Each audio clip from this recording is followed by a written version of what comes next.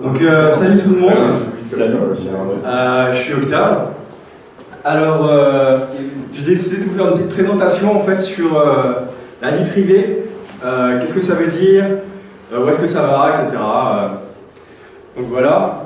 Donc le titre de la conférence c'est J'ai mis une caméra dans vos toilettes. Il paraît que ça ne vous dérange pas. Un titre un peu racoleur. C'était pour rigoler. Alors, qu'est-ce qu'il y aura dans cette conf? Donc en fait, cette conf elle est surtout faite pour discuter entre nous sur ce que la vie privée, sur vos opinions sur la vie privée, etc. etc.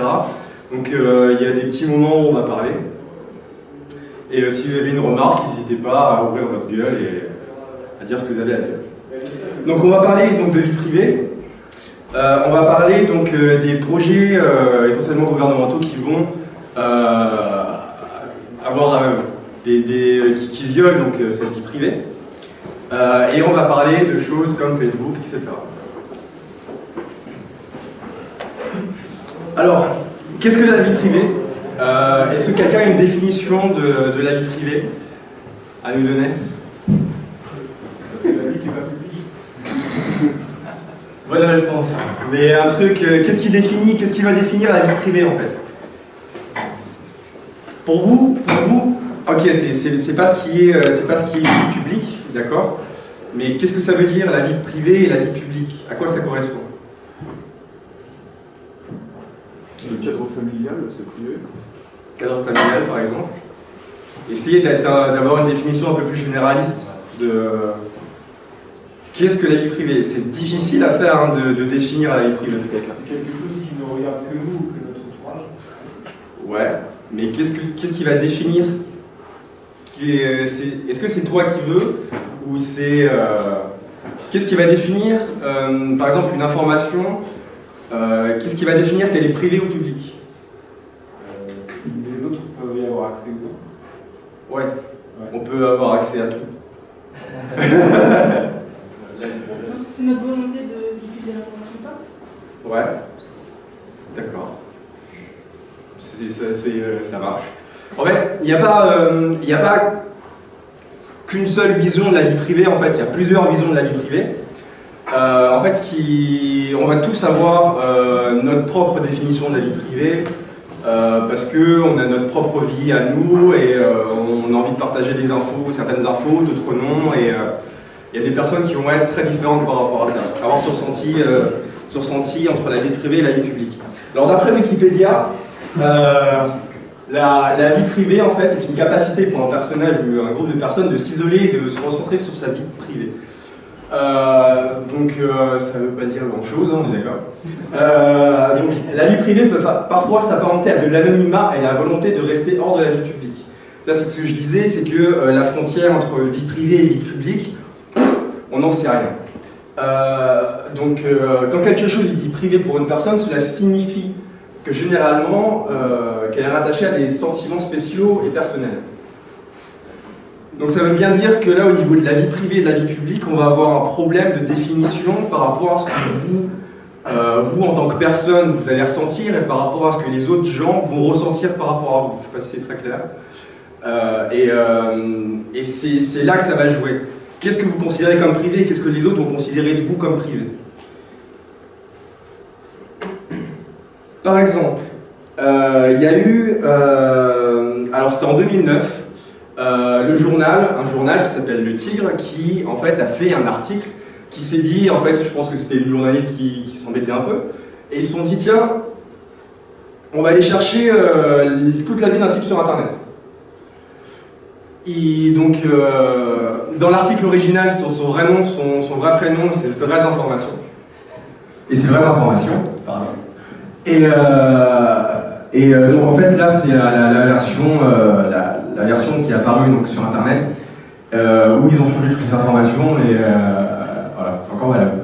Donc ils avaient à partir de Flickr des photos de vacances réussi à retracer un peu sa vie. Donc avec les photos, ils sont arrivés à son nom et son prénom, sa date de naissance, son adresse, son numéro de téléphone, les pays qu'il a visités, son métier, son statut amoureux, son orientation sexuelle, ses amis, ses centres d'intérêt, etc., etc. En parlant de ça, c'est ce qu'on appelle le stalking. En gros, il y aura une conférence là-dessus la semaine prochaine, présentée par Sylvain Agery, Alexandre Murat et Thomas Milochaud. C'est ça? C'est ça. Donc le jeudi 11 décembre, donc je vous invite à aller voir cette conférence si vous voulez voir les outils de stalking, comment ils ont fait concrètement pour arriver à avoir toutes ces informations. Qu'est-ce qui est privé, qu'est-ce qui est public? Le mec publie des photos sur Flickr.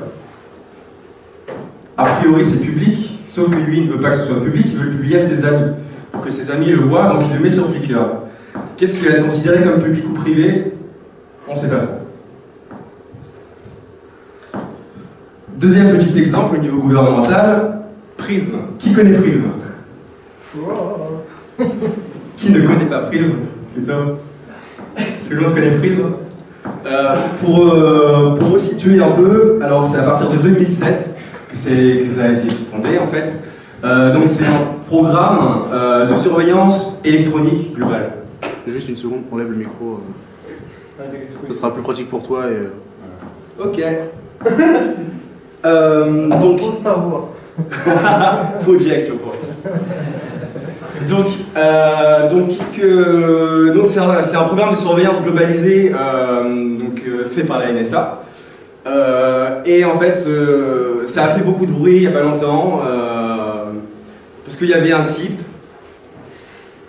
ce type, qui en fait travaillait en tant qu'informaticien à la NSA et à d'autres choses, et a vu des choses et s'est dit merde, putain mais c'est chaud. Et du coup il est parti à Hong Kong demander une interview à quelqu'un et à des journalistes et pour faire une petite interview que vous pouvez retrouver sur internet sur le groupe Face. Et donc il a révélé quelques trucs assez marrants. Notamment que donc, la NSA avait un programme de surveillance globalisé qui normalement touche les pays hors des États-Unis. Imaginons que un Américain, parle sur Internet, communique avec quelqu'un qui est dans un autre pays, il est potentiellement surveillable. Donc il surveille tout le monde. Parce qu'Internet c'est un peu un continuum à part entière. Donc la NSA dispose d'un accès direct aux données hébergées par des grands pontes de l'informatique, notamment Google, Facebook, YouTube, Microsoft, Yahoo, Skype, AOL, Apple. Aujourd'hui, on utilise Google, on a un Facebook, on regarde des vidéos de chat sur YouTube, on utilise Microsoft, Yahoo, bref. On converse avec des amis sur Skype. C'est assez difficile de passer outre ces choses. Et ça englobe vraiment les gros ponts de l'informatique, parce que c'est vrai, même si c'est très exponentiel, c'est quand même très petit ce qui fonctionne sur le marché. Une petite aussi chose qu'il a dit, c'est que la NSA avait un programme en fait qui essayait de mettre en place pour péter tout ce qui était HTTPS, SSL, etc. pour lire toutes les communications qui passaient par SSL. Donc pour avoir un accès au contenu des messages. Ça c'est aux États-Unis. Donc ça c'est il n'y a pas très longtemps et ça a fait beaucoup de bruit. Mais il y en a qui connaissent encore pas. Donc là on est dans l'informatique, le grand public, il y en a plein qui connaissent pas. Je trouve ça assez fou. En France, il y a eu quelque chose qui s'appelle le projet Hitvige, qui a depuis été abandonné, en fait est exploitation documentaire et valorisation de l'information générale. Ça c'est cool. L'exploitation, etc., donc abrégé Hitvige, est un fichier de police informatisé, blablabla, par le ministère français de l'Intérieur, sous le gouvernement François Fillon, en fait qui donc devait regrouper les renseignements généraux et la direction de la surveillance du territoire pour former la nouvelle direction centrale du renseignement intérieur. Ça y est. Et donc en fait, c'était un fichier qui donc voulait recenser toutes les personnes et beaucoup de critères. Ça visait qui? En fait, ça visait tout le monde, a priori. Donc, les personnes physiques âgées de 13 ans ou plus, individus, groupes, organisations et personnes morales qui, en raison de leur activité individuelle ou collective, sont susceptibles de porter atteinte à l'ordre public. Vous avez des opinions, à mon sens, vous avez des opinions où vous êtes susceptible de porter atteinte à l'ordre public parce que vous avez des opinions. Voilà, c'est ça. Vous avez un point de vue, vous êtes susceptible d'aller dans la rue faire une manifestation parce que ça vous plaît pas, parce que voilà, c'est inacceptable, et donc voilà. Ça a été abandonné depuis. Il y a d'autres choses qui sont arrivées depuis. Donc, qu'est-ce qu'il y avait dans ces fichiers? Donc, il y avait les informations, donc l'état civil, la profession, l'adresse physique, numéro de téléphone, adresse électronique, les signes physiques particuliers et objectifs, photographie et comportement. Ça, c'est très marrant, le comportement. Comment ils vont arriver informatiquement à recueillir des informations sur le comportement? On va se faire suivre, qu'est-ce qui se passe? Les titres d'identité, l'immatriculation des véhicules, les informations fiscales et patronales, déplacement, antécédents judiciaires, motif de l'enregistrement des données, données relatives à l'environnement de la personne, notamment à celles entretenant et ayant entretenu des relations directes ou fortuites avec elle, donc votre cercle d'amis. Il y a des choses qui ont été occultées donc sur les pages officielles, c'est notamment la religion, l'appartenance politique, la santé et l'orientation sexuelle. À l'heure actuelle, on vous dirait que le gouvernement voudrait mettre en place quelque chose comme ça. Est-ce que ça dérange quelqu'un? On n'a rien à cacher. Très bonne réponse. Tu troll. On connaît son orientation sexuelle. Pas besoin d'appeler. Il y a un truc que j'ai pas parlé qui est actuellement en vigueur qui s'appelle la loi de programmation militaire. Allez regarder, c'est l'article 13 et 20. Allez voir ce que c'est, renseignez-vous, c'est actuellement en ce moment. Ça permet en fait à la police et aux militaires de vous mettre sur écoute n'importe quand pendant une durée de 1 mois, 30 jours, sans passer par un juge. Allez voir, je l'ai pas mis dans les slides, mais allez voir ça, c'est assez marrant. Donc, a priori, personne ici voudrait de ce truc Edwige là, c'est débile. Personne. Qui voudrait se faire fliquer? Qui voudrait qu'on sache tout sur vous? Qui voudrait ça, honnêtement? Et là, il y a eu ce truc. Il y a eu Facebook. Alors, qui a Facebook?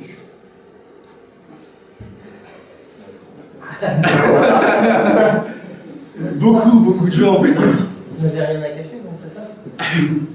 Beaucoup de gens ont Facebook. Et Facebook, qu'est-ce que c'est? Facebook, c'est un réseau social. Facebook, c'est quelque chose où vous allez mettre des informations sur ce truc. Et c'est là le problème, c'est qu'on s'insurge devant des programmes gouvernementaux qui recueillent des informations alors qu'un type, Mark Zuckerberg, crée un site, vous demandez des infos directement et les personnes les donnent. Alors peut-être pas vous, parce que vous êtes peut-être en alerte, mais il y en a beaucoup, des jeunes, etc., qui font pas forcément attention à ce qu'ils mettent et voilà, ils grandissent, et ils se retrouvent devant une personne des ressources humaines pour travailler, et ah, vous avez vu cette photo, ah, vous avez vu, vous savez ça, ah, je ne savais pas, etc.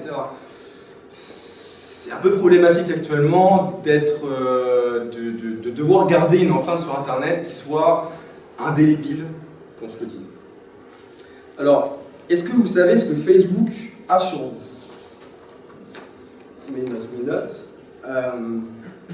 Alors, il y a les choses que, évidemment, vous mettez par vous-même. Donc ça vient de mon profil. Il est très bon. Donc, il y a, vous pouvez mettre là où vous travaillez, votre école, votre lieu d'habitation, voilà. Vous pouvez mettre plein de trucs, voilà. Plein de choses qui n'intéressent évidemment pas grand monde. Il y a aussi un truc intéressant, avec Facebook, c'est que vous pouvez télécharger toutes les données, non, pas toutes, pardon, une partie des données que Facebook a sur vous. Si vous allez en fait ici dans Settings, donc les settings généraux, paramètres généraux, vous pouvez ici download a copy of your Facebook data. Est-ce que quelqu'un le savait ça? Ouais. Quelqu'un l'a déjà fait? Vous l'avez déjà fait du coup? Vous avez vu tout ce qu'il y a? C'est chaud. C'est chaud. Il y a des trucs assez violents. Et dans tout ce qui est ce que les gens mettent aussi, ils font pas attention forcément. Ils se prennent 2 semaines de vacances. Ils se disent ouais, je pars au soleil, c'est cool. Ils mettent un statut Facebook, oui, demain je suis en route pour le soleil, ça va être trop bien pendant 2 semaines. Et puis 3 jours plus tard, ils sont cambriolés. Parce qu'ils sont plus chez eux, et tout le monde le sait. Donc, juste avant, juste celle d'avant, j'ai mis un lien en fait, et il y a un tableau de tout ce que Facebook prend de vous, et ce qu'ils vous disent, en gros, ce qu'ils prennent. Ça, c'est un tout petit exemple, c'est peut-être un 5e de tout le tableau immense qu'il y a, et j'ai mal au doigt tellement j'ai scrollé, un truc de ouf. Par exemple, il y a donc les sessions actives, les ad topics, donc comment Facebook fait pour faire de la pub ciblée sur vous, quels sont les topics, les sujets qui vous sont attitrés, les login, logout, avec l'adresse IP. Chose intéressante, quand ils disent on enregistre votre adresse IP, on peut faire une géolocalisation par IP. Du coup, vous n'avez pas mis dans quelle ville vous habitez, votre IP elle va vous le dire. Vous allez plus vous connecter chez vous forcément. La carte de crédit aussi, si vous faites des achats, personne ne fait ça. Si vous faites des achats sur Facebook. Chose intéressante, la reconnaissance faciale. Ah ça c'est marrant ça. La reconnaissance faciale, Facebook dit, oui, c'est comme ça, on peut mieux vous taguer, ça vous facilite la vie. Ah merci Facebook. Et pour passer à la NSA, oh non, on s'en fout. Voilà. Aujourd'hui, il y a des caméras de plus en plus dans les rues pour tracer votre trajet. Après les caméras, voilà. Dans la rue, est-ce que, encore une fois, c'est considéré comme un espace public ou un espace privé? Ça.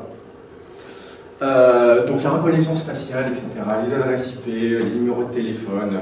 Je vous parle pas de si vous avez l'appli Facebook sur votre smartphone. Ça doit être horrible, j'ai pas creusé plus que ça.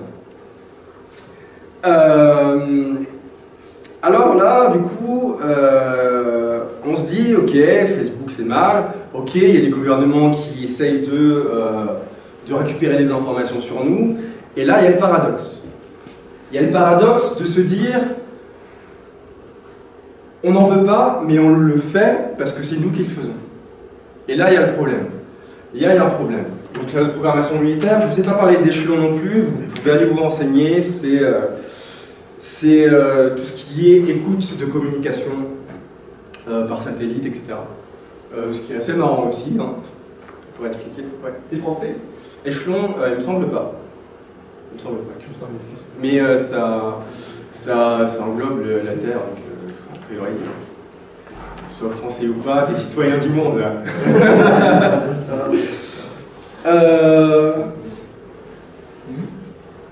J'ai rien à cacher. J'ai rien à cacher. J'ai rien à cacher, oui, mais je veux quand même avoir une vie privée.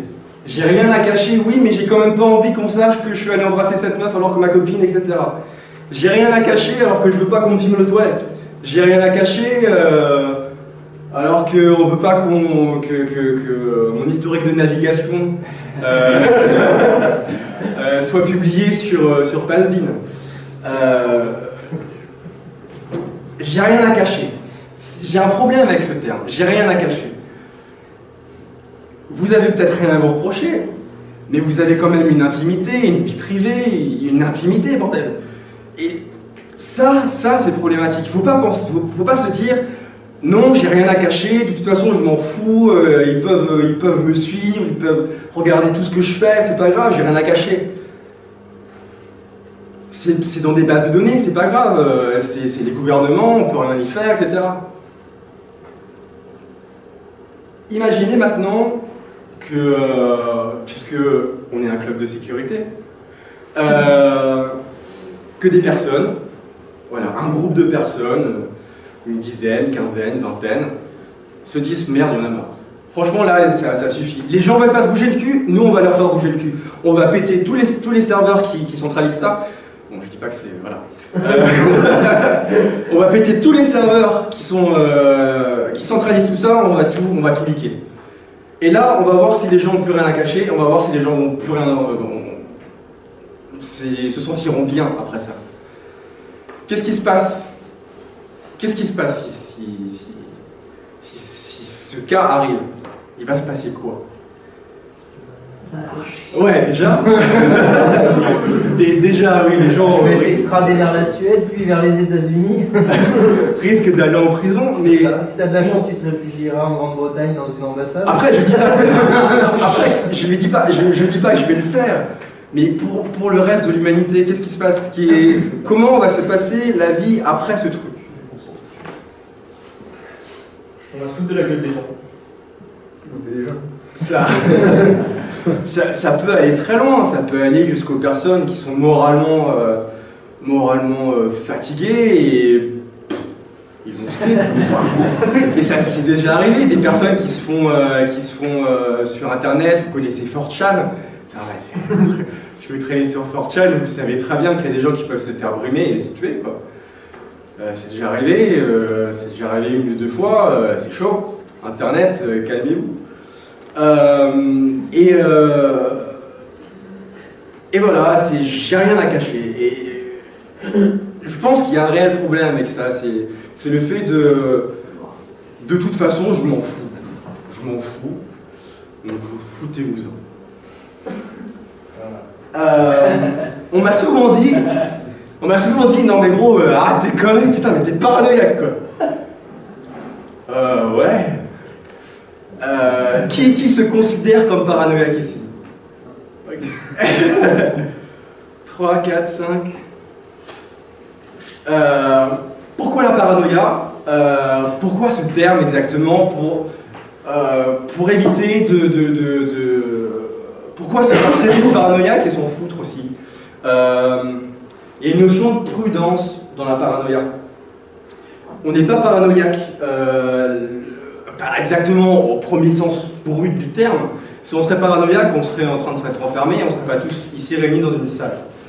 Ce qui se passe, c'est qu'on nous traite de paranoïaque parce qu'on va avancer des choses qui dérangent et dont on n'a pas forcément envie d'entendre parler parce que ouais, on sait, mais de toute façon, j'ai rien à cacher, et de toute façon, qu'est-ce qu'ils en font, des données, il y a tellement de données à traiter, etc., etc. Qu'est-ce que la paranoïa? Qu'est-ce que la paranoïa? À côté, blablabla, est un trouble mental manifesté par des difficultés relationnelles, des troubles du comportement et un sentiment de persécution pouvant aller jusqu'à un point d'irrationalité et de délire. Wow. La vache. Délire paranoïaque. La pensée paranoïaque inclut typiquement des croyances de persécution liées à une menace perçue comme provenant des individus, jalousie, délire, etc. Historiquement, cette caractérisation a été utilisée pour décrire un état délirant. J'ai peut-être des problèmes psychologiques, mais je ne pense pas aller jusqu'à là. Je ne pense pas que vous alliez jusqu'à là non plus. On nous traite de paranoïaque, je pense, par ignorance et par trop de confiance. Le trop de confiance en tout, en absolument tout sur Internet. C'est dématérialisé, on rencontre personne, on est juste devant un écran et on fait confiance parce qu'on est chez nous. Donc, c'est aussi une histoire de confiance, la paranoïa. Et il y a eu ce type, parce que avant, on était traité de paranoïaque en disant oui, Google, faites gaffe, ils recueillent toutes vos informations, ils ont des bases de données énormes. Oui, Facebook, faites gaffe, ils ont des bases de données énormes aussi, ils recueillent toutes les informations, ils les revendent aux États, etc. Et puis il y a Steam. Et la stripteaseuse avec une tête de chat. Et ce type, il a fait pouah. Et lui, on l'a pas traité de paranoïaque. Parce que lui, il avait une vraie valeur, il a travaillé, etc. Il a eu des problèmes. On aime bien quand les gens ont des problèmes. Pour ça, il est plus belle la vie. Ce mec a eu des problèmes. Et on l'a cru. On l'a cru parce que maintenant, c'était vrai. On avait les preuves, les papiers qui disaient que oui, il faisait ça. Dingue. Dingue. Donc, avant lui, on était considéré comme paranoïaque. C'est bientôt fini. J'ai pas pu parler de toutes les choses dont je voulais parler, pour un petit truc comme ça.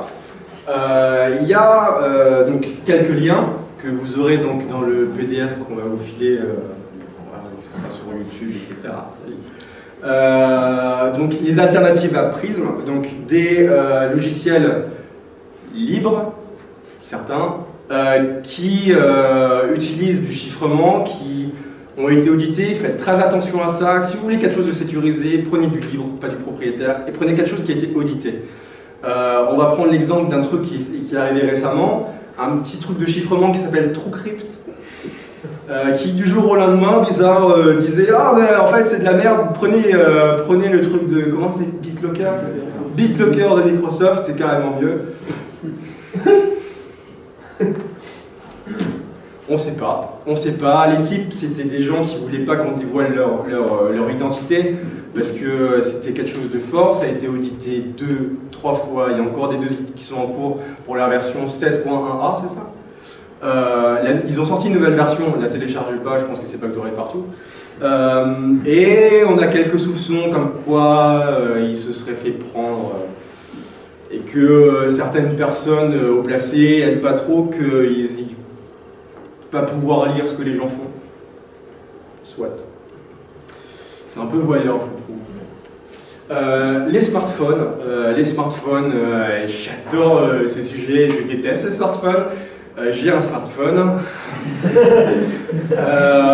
Et les smartphones, c'est dingue. Vous avez une caméra, vous avez 2 caméras, vous avez un micro, vous avez un GPS, vous avez... qu'est-ce que vous demandez de plus, quoi? Vous infectez un smartphone, vous pouvez suivre le type, vous pouvez faire n'importe quoi. C'est dangereux. Et c'est marrant. Il n'y a pas longtemps, il y avait donc, un article du Figaro, des poubelles à Londres, qui en fait capturaient des informations sur les smartphones qui passaient juste à côté pour faire de la pub ciblée. Soit. Allez jusque-là. Des petites conférences. La vie à poil sur Internet, je crois que c'est un documentaire, il me semble, qui donc explique Internet et la vie privée, etc. Et une conférence super intéressante, je vous conseille franchement de la voir parce que moi je suis pas un expert, ce type est vraiment un expert et il sait très bien en parler, il explique ça très bien et je trouve assez marrant. Je sais, je suis désolé. Tu iras voir sur le lien. Et donc, c'est un lien que j'ai vu sur Corben. Et donc, le nom de la conférence, c'est « J'ai rien à cacher de moi », vraiment. Donc, c'est une conférence qui dure 1 heure, quelque chose comme ça. Et il fait ça très bien, très bien. C'est mon avant-dernière slide. Est-ce que vous avez voilà, maintenant on peut parler. Moi je voudrais rajouter un truc par rapport justement à Je n'ai rien à cacher. Il y a une vidéo super intéressante qui explique super bien le truc, c'est si c'est gratuit, c'est vous le produit. Et en fait, cette vidéo, elle montre que pour les personnes qui disent je n'ai rien à cacher, toutes les données des personnes, elles sont utilisées pour des entreprises à des buts, par exemple, de publicité ciblée. Moi, je me suis retrouvé un jour à parler de VPN avec un pote sur un chat Facebook. Comme par hasard, à côté, 2 minutes après, j'ai une pub pour un VPN. Ça fait peur. Donc je vous conseille vraiment de regarder cette vidéo de 2-3 minutes, qui est assez cool et qui explique plutôt bien tout. La pub ciblée, ça c'est une autre question, ça. C'est qui porte attention? À qui ça porte atteinte? Il n'y a pas beaucoup de gens en fait. Et la plupart des gens se disent bon, c'est pour de la pub, c'est pas grave. C'est quand même des informations à titre personnel. Après, comme j'ai dit au début de la conf, c'est la frontière entre la vie privée et la vie publique. Il n'y a que vous qui pouvez en juger. Si vous jugez que votre historique de navigation c'est public, si vous considérez que vos cookies sont publics, si vous considérez que en allant bien loin, vos mots de passe sont publics, et ben c'est pas grave. Est-ce qu'il y a d'autres... J'ai une remarque, on n'est pas forcément une question, mais deux choses en fait. La première, c'est par rapport au programme de surveillance de la NSA et accessoirement des autres pays occidentaux, parce qu'il faut savoir que la NSA travaille en étroite collaboration avec la Grande-Bretagne et la France. Parce que nous, la France, on est sympa, on a des fibres, en fait les fibres qui alimentent toute l'Afrique en Internet, voire même une grande partie du Proche et Moyen-Orient, c'est des fibres françaises qui sont opérées par des opérateurs français. On a la main dessus, donc c'est pas... Et c'est nos amis notamment. Et donc du coup, pourquoi? Parce que la première question, quand on apprend tout ça par rapport à la NSA, c'est on se dit pourquoi? Pourquoi est-ce qu'ils font ça?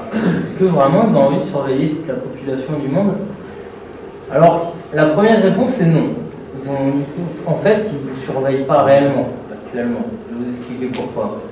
Le but premier, c'est pas le terrorisme, bien entendu, c'est pas la pédophilie, c'est pas tout ce qu'on pourrait s'imaginer en fait. Le but premier de tout ça, c'est l'espionnage. Alors, l'époque de la guerre froide est passée. Ceci dit, il y a quand même des choses à surveiller, et notamment pour les États-Unis, ce qui est très important, c'est de faire de l'espionnage qu'on appelle, disons, en langage politiquement correct, on appelle ça l'intelligence économique. Alors l'intelligence économique, qu'est-ce que c'est? C'est un monde un peu à part, c'est un monde un peu de barbouze. En fait, l'idée, c'est de développer des réseaux dans les pays étrangers, des réseaux économiques, pour placer des entreprises de votre pays. Ça se fait beaucoup. Les États-Unis sont champions du monde dans cette catégorie-là, et c'est à ça aujourd'hui, on peut le supposer très fortement, c'est à ça que leur sert justement tous les programmes d'espionnage de la NSA. Bon, ça reste très pratique pour intercepter les terroristes et ce genre de choses, bien entendu. Ça reste très pratique pour préparer d'éventuelles attaques physiques dans certains pays. Ça a été utile dans les pays qui ont été attaqués récemment. L'Iran, par exemple, a beau avoir un internet un peu spécial, un peu séparé. Vous imaginez bien que si jamais demain les États-Unis devaient aller frapper là-bas, ils connaissent chaque millimètre carré du terrain, ils savent très bien où frapper. Voilà, c'est leur business. Ils font ça pour protéger leur pays, ils font ça pour gagner, pour que leur pays gagne du pognon. Bon, c'est les règles du jeu. Donc, pensez pas qu'aujourd'hui vous êtes absolument surveillé par le gouvernement des États-Unis. En revanche, vous êtes surveillé par Facebook, Google, comme il a dit. Il faut noter notamment que Google, ils sont actuellement leaders mondiaux de ce qu'on appelle le transhumanisme. Le transhumanisme, en fait, c'est le fait d'améliorer l'être humain par la technologie, et que c'est un peu à ça que leur servent toutes ces données, bien entendu. Et on se dit, bon, ok, d'accord, la NSA fait ça pour le bien de son pays, ok, cool. La France, c'est pareil, hein, on est en train de mettre en place la même chose, la Grande-Bretagne, pareil, c'est dans un but d'intelligence économique au premier lieu. Mais il y a un truc, c'est que j'ai filé un coup de main à l'étude des slides qui avaient été diffusés par Snowden sur les programmes de surveillance de la NSA. On apprenait énormément de choses. Il y avait plus de 200 à 300 programmes différents concernant l'écoute de données quand même, alors que ce soit l'écoute téléphonique en dehors des États-Unis ou aux États-Unis, stockage des données internet, enfin tout. Et on repérait quand même un programme notamment, je ne me rappelle plus le nom, et qui m'avait un peu choqué. C'était en fait un programme de stockage de données. Vous vous rendez compte, la NSA, ils ont un programme entier pour stocker des données. C'est-à-dire qu'ils ont des data centers quelque part avec des téras et des téras, des pétabits même, pour stocker des données, les données de leurs écoutes. Je me dis putain, pourquoi tout ça c'est con, parce que ça leur prend pas la folle, ça coûte cher. Il y a même des villes aux États-Unis qui refusent de voir implanter des data centers de la NSA sur leur commune parce que ça leur coûte, aux communes elles-mêmes, ça leur coûte un pognon dingue, enfin, c'est tout un bordel. Tu te dis pourquoi ils font ça? Et en parallèle, tu te dis tiens, qu'est-ce que c'est que ce truc de la NSA, programme d'analyse de big data comportementale. Pardon. Et alors en fait, ce qui se profile à l'horizon, alors c'est des suppositions aussi, hein, parce qu'au final personne ne le dit, mais c'est des suppositions. Au final, toutes ces données, on peut supposer qu'un jour, ils réussissent à inventer des algorithmes suffisamment puissants, ils aient la puissance de calcul nécessaire pour utiliser ces données en temps réel, pour définir des tendances, des grandes tendances sur les peuples. Et dire, ce peuple-là, ils vont pas tarder à se révolter, ou alors ce peuple-là, peut-être que si on fait ça, ils vont faire ça. Vous voyez, bon, c'est action-réaction. Bon. Et tu te dis, mais alors pourquoi ils commencent à stocker les données maintenant, alors qu'ils ne peuvent pas s'en servir? Parce que réellement, en fait, c'est ça. Pourquoi on dit que ça ne sert pas à espionner toute la population mondiale? Parce qu'actuellement, ils n'ont pas la capacité, en termes de calcul, pour traiter ces données. Et le truc, c'est pourquoi ils gardent ces données dans ce cas-là? Mais tout simplement pour faire des tests. C'est-à-dire qu'ils savent très bien que le jour où ils vont avoir la capacité de calcul, de mettre en place leurs algorithmes de traitement big data, il va falloir qu'ils aient des données postérieures, c'est-à-dire des données, ils vont avoir toutes les données numériques, et en parallèle, ils vont avoir les événements qui se sont passés, qui se sont déroulés. Et du coup, ils vont pouvoir mettre tout ça en relation pour affiner leurs algorithmes, et pour que leurs algorithmes soient directement efficaces, au final. Et Google fait la même chose. Google est en pointe aussi là-dedans. Et coopère très certainement avec les États-Unis, de la même manière qu'en France, il y a des gens qui coopèrent avec l'État français, justement pour tout ce genre de choses. Donc, du coup, c'est deux remarques, à savoir qu'aujourd'hui, vous n'êtes pas écoutés, mais que de toute façon, ils gardent vos données pour plus tard. On ne sait jamais. Hein. Et que si vous voulez vous renseigner un peu plus là-dessus, fouinez un peu du côté de l'intelligence économique. C'est un monde particulier. Merci Simon. D'autres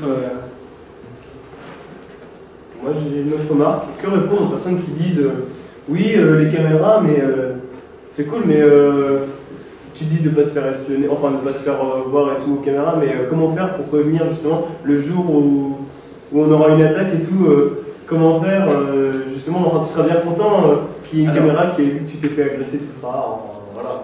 Alors c'est pas je vois pas ça sous cet angle. Les caméras dans la rue, j'ai a priori rien contre. Tout ce qui est domotique par contre oublie. Mais les caméras dans la rue, j'ai rien contre parce que après c'est au jugement de chacun. Mais encore une fois, est-ce que les caméras, est-ce que la rue est considérée comme espace public ou espace privé? Pour moi personnellement, c'est considéré comme espace public. A priori, ça ne pose pas tant de problèmes que ça. Mais du coup, ils savent où tu habites, ils savent où tu travailles, Tes ils savent quel transport tu prends, Ouais. ils savent, au final... Tes déplacements, c'est pas de la vie privée? Si, aussi. Mais c'est ça, c'est qu'il y a un gros problème sur ce niveau-là, c'est que il y a des choses qui vont rentrer dans le... Je pense pour que élargir. pour te répondre, le mieux c'est de te dire je sais pas si tu as regardé la vidéo de la conférence sur l'espèce de talk que j'ai fait sur les rencontres parlementaires. Non.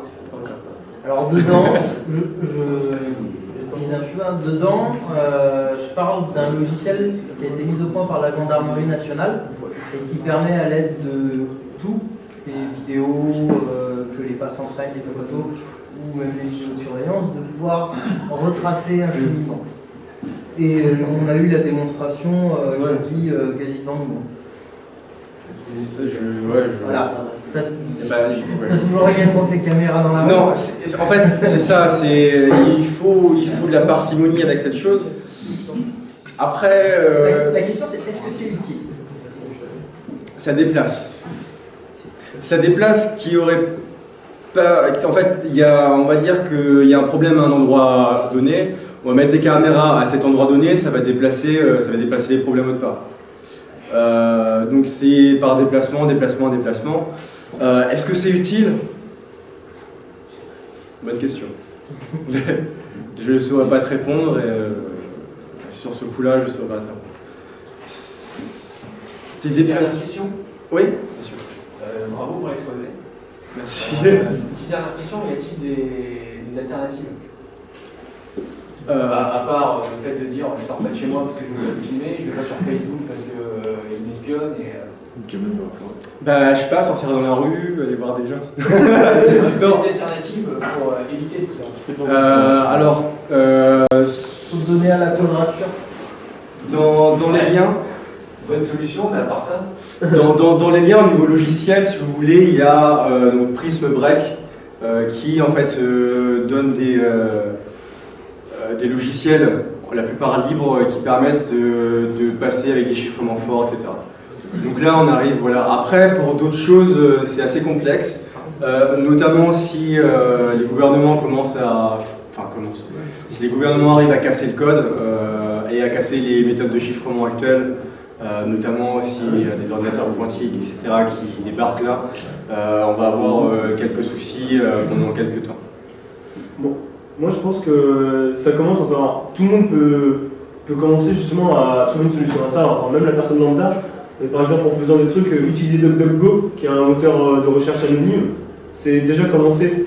Simon parlait justement la quadrature, faire des dons à la quadrature, se renseigner sur la quadrature, qui est une association pour ceux qui ne connaissent pas sur la vie privée, en gros, et se renseigner, c'est déjà faire quelque chose. Et je pense au fur et à mesure, justement, on apprend des compétences, on apprend un nouveau sujet, et c'est là où on va, je pense, faire plus attention aux choses. Moi, déjà, rien qu'utiliser DuckDuckGo, je sais que Google, ils n'utilisent pas toutes mes données personnelles, par exemple. Ouais, il y a une solution actuellement qui émerge, ça s'appelle le cloud personnel. Donc là, je passe Je ne sais pas si vous avez entendu parler, mais je vous en parlerai en cours un petit peu.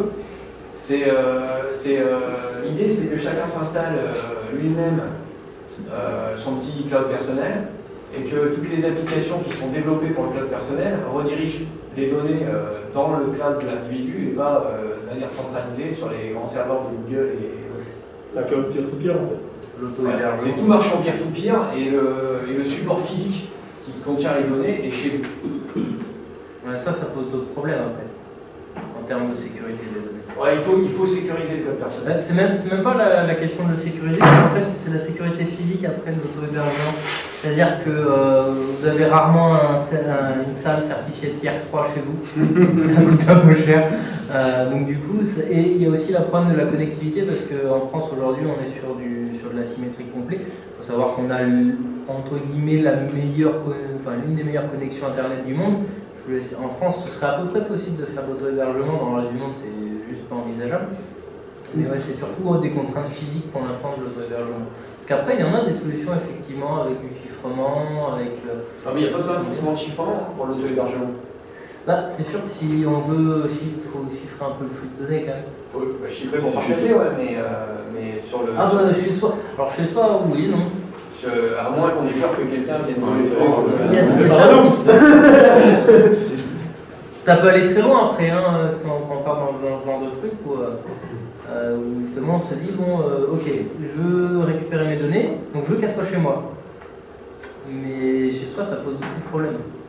Parce que par exemple, actuellement la solution la plus valable, c'est de faire un peu un mix, c'est-à-dire de prendre un serveur dans un data center, c'est quand même son propre serveur, et ensuite mettre dessus ce qu'on veut. Ouais, mais c'est pour son propre serveur, mais bon, moi ça me fait rigoler parce que c'est qui administre les serveurs du data center. Ah bah ça après, c'est l'administration au niveau physique, c'est l'opérateur fatalement. Ouais, c'est l'opérateur, c'est les mecs qui développent les applis pour nous dans le data center pour accès aux API. En fait, C'est pareil. C'est ouais, Ah, bah, ça donc- ou Google, c'est juste qu'on a plus confiance parce que le mec s'appelle pas Google. Et c'est Non, juste pas que forcément, parce que l'idée, c'est pas d'utiliser un service web. Hein. L'idée, c'est vraiment d'avoir un serveur. De louer un serveur OVH online. ouais, mais après, on ne sait pas si peut-être les organismes gouvernementaux plus tard, au lieu de se diriger vers les géants de la Silicon Valley, ils vont peut-être aller justement chez les hébergeurs pour avoir des accès à ça. Ouais, mais là, après, ils peuvent y avoir accès. Si tu chiffres, pour toujours y avoir accès. Et moi, on peut en reparler alors de la cellulaire NSA, je pense qu'il y en a d'autres aussi partout, qui font de la recherche justement pour péter du chiffrement, pour péter TLS et tout, qui se fait que par exemple, ils ont déjà des solutions qui, admettons pour Tor, bon, même si l'État américain finance Tor, ils financent aussi des équipes pour péter Tor, qui sait, peut-être ils ont déjà des solutions qui sont en secret entre eux que le commun des mortels ne connaît pas, sauf la NSA, pour justement péter le chiffrement. Et donc les mecs ils se ramènent. Non mais La théorie du complot. c'est de la c'est paranoïa. Tu vois, la paranoïa, mais ils foutent de la thune. Ça me fait penser à Linus Torvald quand il avait demandé est-ce que la NSA vous a approché pour mettre une backdoor dans le noyau Linux. Et il avait fait non. Non mais je veux dire, certes c'est de la paranoïa, mais s'ils financent des équipes pour péter ça, on sait pas, peut-être un jour ils y arriveront et nous on le saura pas. Et on a dit comment ils ont chopé les derniers Black Market. Merci beaucoup Octave.